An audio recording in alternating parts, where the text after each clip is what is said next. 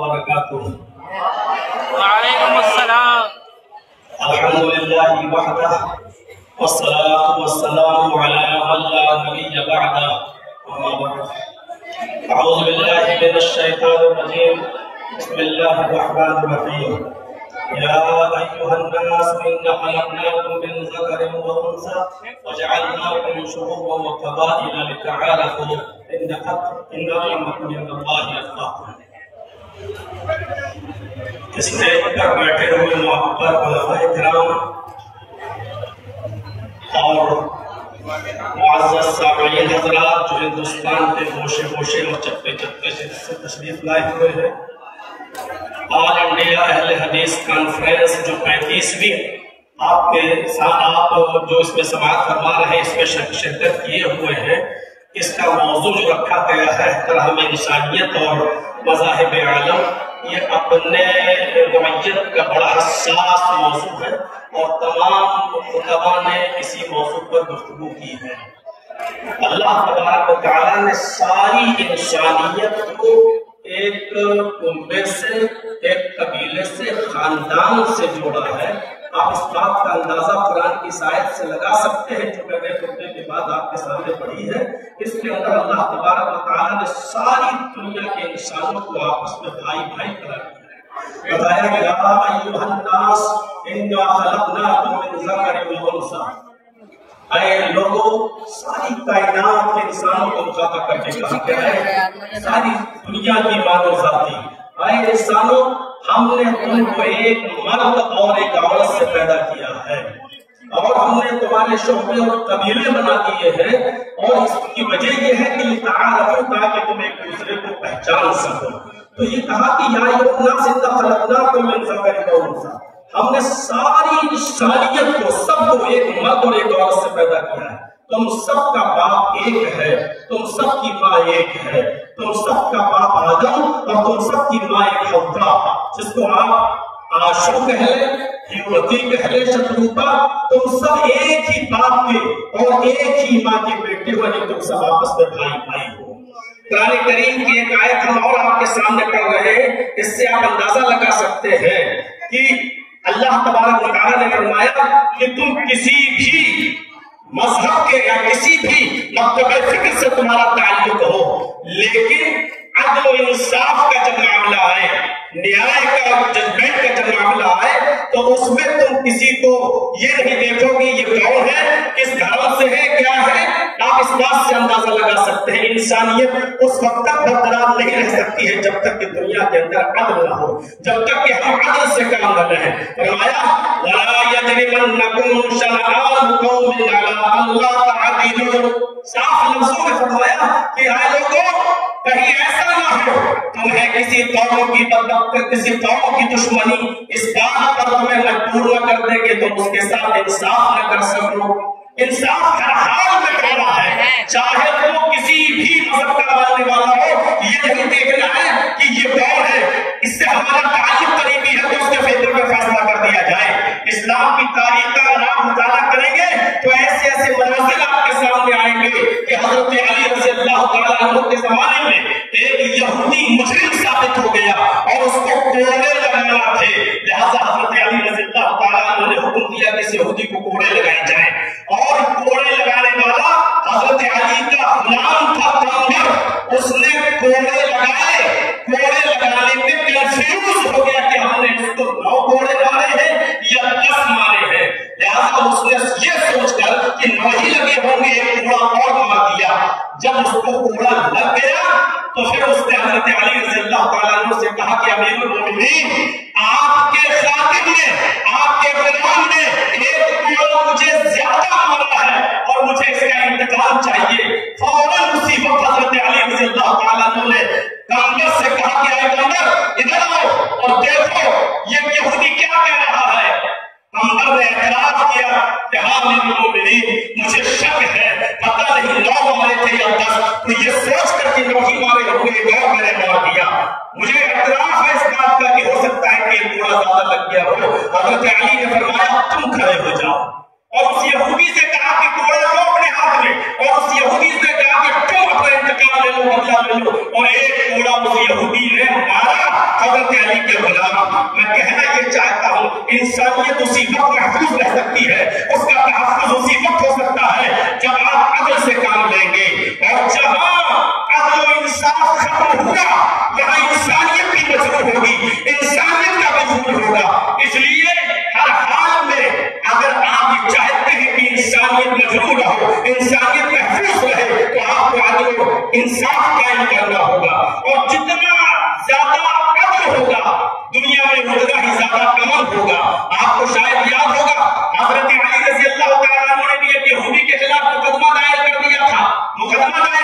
تھا، قاضی شریح کی عدالت میں کہ میری ایک زنا ایک یہودی کے پاس ہے، اور جب یہودی کو پیش کیا گیا تو یہودی نے کہا وہ زنا میری ہے، حضرت علی سے کہا گواہ پیش کرو، حضرت علی نے جو گواہ پیش کیے تھے شرعی اعتبار سے ان گواہوں کی کوئی حیثیت نہیں تھی، قاضی شریح نے امیر المومنین حضرت علی کے خلاف فیصلہ سنایا، یہ کہتے ہوئے کہ اے امیر علی، آپ نے جو گواہ پیش کیا ہے وہ آپ کا بیٹا ہے، اور شریعت محمدی کے اندر بیٹے کی گواہی آپ کے حق میں تسلیم نہیں کی جاتی ہے۔ اے علی، آپ نے دوسرا گواہ کا غلام پیش کیا ہے، غلام کی گواہی بھی مالک کے حق میں آقا کے حق میں قبول نہیں کی جاتی ہے، لہذا یہ زنا کا مالک یہودی ہے۔ حضرت علی کے خلاف فیصلہ سنایا، یہ عدل، یہ انصاف میں یہ بتلا رہا ہے کہ جب اس طریقے کا عدل تھا، جب اس طریقے کا انصاف تھا تو انسانیت چین و سکون کا سانس لیتی تھی۔ یقیناً آج عدل انصاف ہمارے معاشرے سے ختم ہوتا چلا جا رہا ہے۔ وہ ملک شام کا واقعہ بھی ہمارے اور آپ کے سامنے آنا چاہیے کہ حضرت عمر فاروق جب ملک شام گئے تو ایک 12 سال کے یہودی بچے نے عمر ابن عاص کے بیٹے کے خلاف شکایت کی کہ امیر المومنین، ہمیں عمر ابن عاص کے اس بچے نے، عمر ابن عاص کے اس یہودی نے کہا کہ عمر ابن عاص کے بیٹے نے ہم کو گھوڑا مارا ہے، میرا گھوڑا اس سے آگے نکل گیا تھا ریس میں۔ حضرت عمر فاروق نے سنا کہ فوراً غصے سے لال پیلے ہوئے حضرت عمر ابن عاص سے کہا کہ کیا ہو رہا ہے، فوراً بلایا گیا، بیٹے نے عمر ابن عاص کے بیٹے نے اپنا جرم کا اقرار کیا اور اس یہودی بچے سے کہا کہ تو بھی اپنا انتقام لے لے، ہماری حکومت، ہماری خلافت، ہماری چادرات سب کچھ ہونے کے باوجود خود عمر ابن عاص کے بیٹے کو اس یہودی بچے نے کوڑا لگایا۔ میں علامہ احسان اللہ شہید کی ایک بات سن رہا تھا، انہوں نے تو اپنے خطاب کے اندر یہ بھی کہا کہ ایک کوڑا حضرت عمر فاروق نے اپنے خادم سے کہا کہ عمر ابن عاص کو بھی لگاؤ۔ جب عمر ابن عاص کو کوڑا لگا تو انہوں نے پوچھا کہ مجھے کیوں کوڑا مارا جا رہا ہے، میرا کیا قصور ہے؟ تو فرمایا تمہارا قصور یہ ہے کہ تم نے اپنے بیٹے کو صحیح تربیت نہیں دی ہے، اگر تم نے اپنے بیٹے کو صحیح تربیت دی ہوتی تو تمہارا بیٹا ناجائز کسی یہودی بچے کو کوڑا نہیں مارتا۔ یہ تحفظ انسانیت کا میرے بھائیوں وہ دور تھا جب عدل تھا، جب انصاف تھا، تو اس طریقے سے ہمارے معاشرے اور سماج اور سوسائٹی کے اندر انسانیت کا تحفظ تھا۔ آج ذرا آپ اپنے علاقوں میں دیکھیں، اپنے ملک کی بات تو چھوڑ دیجئے، کسی ایک چھوٹی بستی کے اندر بھی آپ کو عدل کے یہ نمونے نہیں ملیں گے، عدل کی یہ چیزیں آپ کے سامنے نہیں آئیں گی۔ قرآن کریم تحفظ انسانیت کے سلسلے میں اتنی عظیم بات کہتا ہے۔ میں جانتا ہوں جن لوگوں نے دیگر ادیان کا مطالعہ کیا ہوگا ان کو اچھی طریقے سے معلوم ہوگا کہ اس طریقے کی کوئی بات دوسرے مذہب میں اس کا عشر عشیر نہیں ملے گا، 10واں حصہ بھی نہیں ملے گا۔ من قتل نفسا بغیر نفس او فساد فکأنما قتل الناس جميعا، جس نے کسی ایک انسان کو قتل کر دیا، نفس واحد کا قتل کیا، ہندو مسلم کی قید نہیں، کسی ایک انسان کو اگر قتل کر دیا تو قرآن کہتا ہے، یہ ہمارے اسلام کے اصول و ضابطوں میں شامل ہے، صاف طور پر اللہ تبارک و تعالیٰ نے فرمایا کہ اس قاتل کو یہ جان لینا چاہیے کہ وہ صرف نفس واحد کا قاتل نہیں ہے، وہ ایک انسان کا قاتل نہیں ہے، فَكَأَنَّمَا قَتَلَ النَّاسَ جَمِيعًا، وہ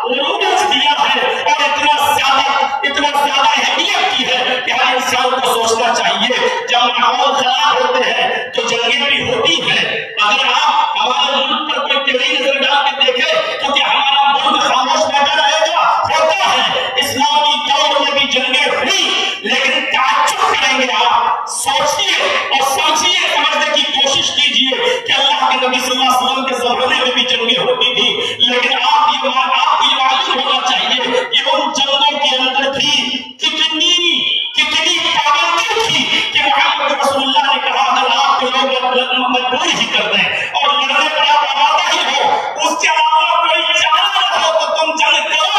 لیکن یاد رکھنا اس جنگ کے اندر بھی تمہارے لیے اصول ہے، اور اصول یہ ہے کہ تم کسی بوڑھے کے اوپر تلوار نہیں چلاؤ گے، تم کسی عورت کے اوپر تلوار نہیں چلاؤ گے، یہ تم کسی معصوم بچے کی گردن پر تلوار نہیں چلاؤ گے. یہ اصول اور یہ ضابطے بتائے ہیں. یہ نبی اکرم کا یہ فرمان پوری دنیا کی انسانیت کو سوچنا چاہیے کہ آج اسرائیل کس طریقے کی بمباری کر رہا ہے اور ناجائز طور پر فلسطین کے معصوم بچوں کو مار رہا ہے، قتل کر رہا ہے، عورتوں کو مار رہا ہے، بیوہ کر رہا ہے. ساری دنیا کی انسانیت خاموش بیٹھی ہوئی ہے. وہ بچوں ہی کو ظلم و ستم کا نشانہ بنا رہا ہے، وہ وہاں کے لوگوں کو ناجائز طور پر مار رہا ہے. میں کہنا نہیں چاہتا ہوں کون غلط ہے وہ صحیح ہے، ایک الگ مسئلہ ہے، لیکن یہاں انسانیت مجروح ہو رہی ہے. محمد رسول اللہ صلی اللہ علیہ وسلم نے اس دور میں بھی یہ کہا تھا کہ کوئی بھی شخص جو ہے کسی بوڑھے کی گردن پہ تلوار نہ چلائے،